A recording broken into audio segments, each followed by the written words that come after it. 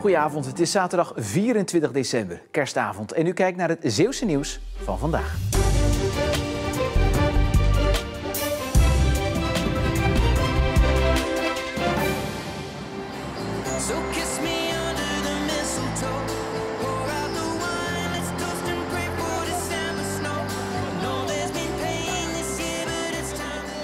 De kerstgedachte was er morgen midden op zee te vinden. De vrijwilligers van KNRM reddingsstation Neeltje Jans gingen namelijk naar 19 boten voor de Zeeuwse kust om kerstbroden te brengen als cadeautje voor de feestdagen.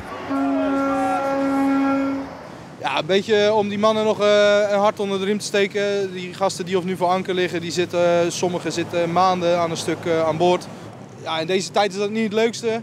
Dus daarom dachten we van, nou, dan brengen we een paar broden. Om toch een beetje de kerstsfeer erin te krijgen. En die kerstbroden werden hartelijk ontvangen met een glimlach op hun gezicht. Veel bedankjes onze kant op. Veel zwaaien. Die mannen die zijn hartstikke blij dat ze een klein lekker hapje hebben voor de aankomende dagen.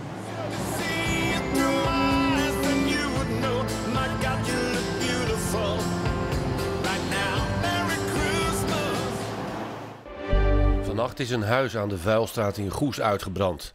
De 2 bewoners van het pand en hun hond konden het huis op tijd verlaten. 1 persoon is nagekeken omdat hij rook had ingeademd. De uitgerukte ladderwagen van de brandweer kon het brandende huis niet bereiken omdat de straten in de binnenstad van Goes te smal zijn.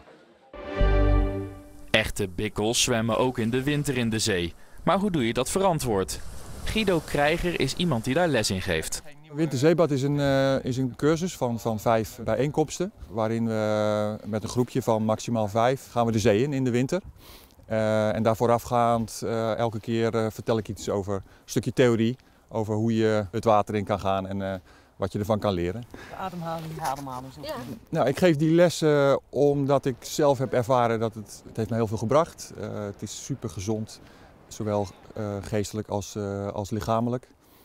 Maar wat ik eigenlijk nog wel belangrijker vind is dat in die 1 minuut dat je in het water gaat, of 2 minuten of 3 minuten, dat je daar heel veel kan leren. Dus ik zie het winterzeebad als een grote leerschool voor het dagelijkse leven.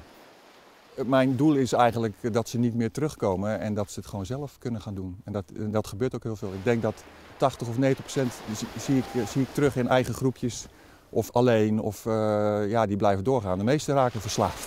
Lekker! Heerlijk. Fantastisch. Dat is zo lekker. Ja, nu even aankleden is altijd even een dingetje. Ja, precies. Maar onvoorstelbaar. Ja, absoluut. Terwijl bezoekers van de binnenstad van Middelburg hun portemonnee trekken voor de laatste kerstinkopen, is deze dag voor Stijn juist de gelegenheid om een centje bij te verdienen. De 8-jarige Middelburger speelt 2 jaar muziek en is gehecht aan zijn instrument. Omdat ik het trompet spelen gewoon leuk vind, omdat ik leuk op kan blazen en muziek spelen. Vlak voor Sinterklaas stond Stijn voor het eerst in de stad. En niet onverdienstelijk, want een middagje spelen leverde hem flink wat op. 88, 70. En hoe lang heb je toen gespeeld? 1 uur. Vandaag doet Stijn ook weer goede zaken. En dat valt de vrijgevige passanten ook op. Hij kan me mee uit eten nemen, hij is rijker dan ik. Maar wel heel mooi. Vind je het leuk? Ja, schattig. Ja, ik vind het heel mooi. Het heel mooi kerstgevoel, kerstgedachte. En leuk dat ze zo aan hun centjes komen. Het liefst wordt Stijn later een beroemd trompetist. Maar zijn extra bijverdiensten, die gaat naar iets totaal anders. Een PlayStation kopen.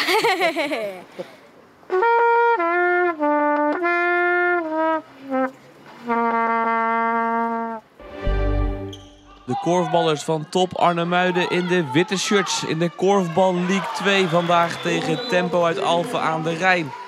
En dit is Jannie Marijs die haar ploeg op een 4-3 voorsprong zet. Top staat onderin die Korfbal League 2 op de 9e plek. Een plek aan het eind van het seizoen die zorgt voor degradatie. Dus een overwinning in de laatste wedstrijd van het jaar zou welkom zijn. Maar het gaat gelijk op met Tempo. Een ploeg die 2 punten meer heeft verzameld dan Top Arnhemuiden. En voor Top wil het maar niet lukken in thuiswedstrijden. Dit is de 5e van het seizoen en het heeft nog geen enkele keer gewonnen. Dit is Kelly van de Ende, die zorgt voor de 9-13 voorsprong voor de bezoekers uit Alphen aan de Rijn. Dan moet Top in de tweede helft uit een ander vaatje tappen.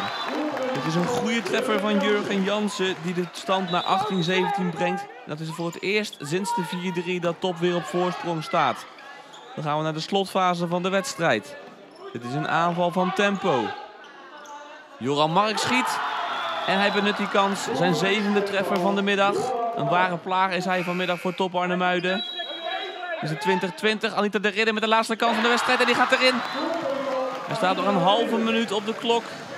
Dus het kan bijna niet meer misgaan voor de ploeg van trainer Edwin Kopolsen.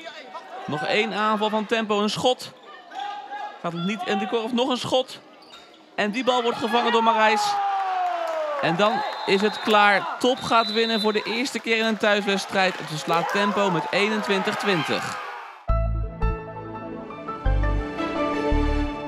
Het is vandaag droog gebleven en we hadden geregeld de zon.